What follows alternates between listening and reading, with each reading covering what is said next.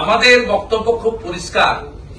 গোটা ভারতবর্ষে যে ইলিগাল ইনফিল্ট্রেটার্স যারা অনুপ্রবেশকারী ধরা পড়ছেন, সকলের রূপ হচ্ছে ওয়েস্ট বেঙ্গল। অস্বাভাবিক জাম্প দেখতে পাচ্ছি ভোটার লিস্টে, শুধু নয় পপুলেশনের যে গ্রোথ, আমাদের দেশে যে গ্রোথ, তার থেকে পপুলেশন গ্রোথ মারাত্মক। মেখলিগঞ্জ 24.77, মাথাভাঙ্গা 21.79, কোচবিহার উত্তর 19.59, এরকম পরপর আছে। আপনি যদি দেখেন, মানে এটা যেখানে ভারতবর্ষে গড় 7%,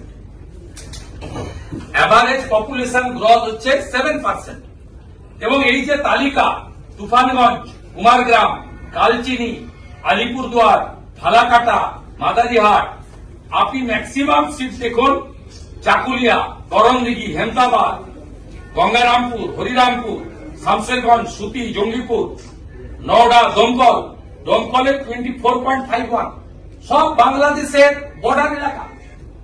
এখানকার অ্যাডমিনিস্ট্রেশন এত ডেসপারেট, কারণ জাল ওবিসি সার্টিফিকেট যারা পেয়েছে তারা আজকে 80টা ব্লকে ভিডিও, আউট অফ 340। আপনাদের মতো পড়াশোনা করা ডাব্লিউবিসিএস নয়।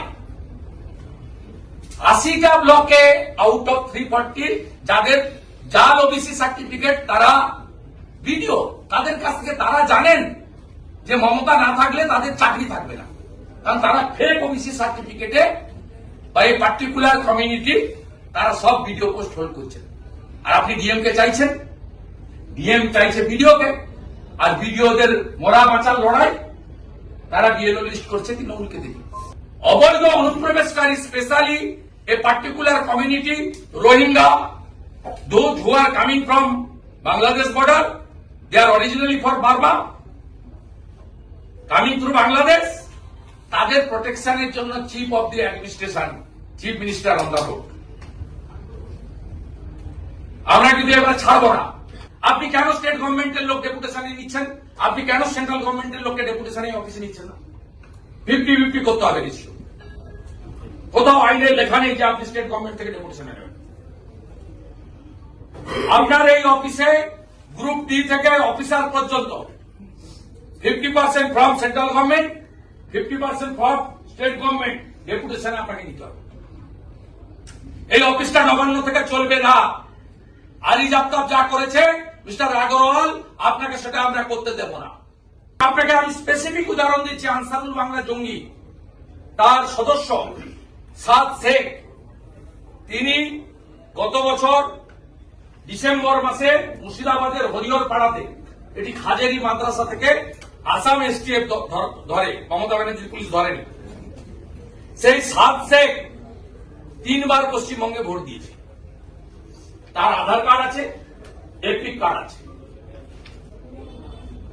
আমরা সিএসসি কে, মিস্টার জ্ঞানেশ কুমারজিকে আমরা এখানে আপনাকে দিতে এসেছি যে বিহারের থেকেও কড়া ব্যবস্থা আপনাকে নিতে হবে।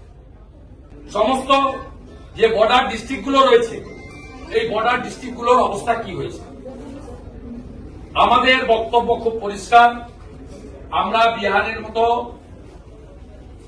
আপনারা ইমিডিয়েট র্যান্ডাম স্টার্ট করতে হবে এখানে, এটা আমাদের আপিল।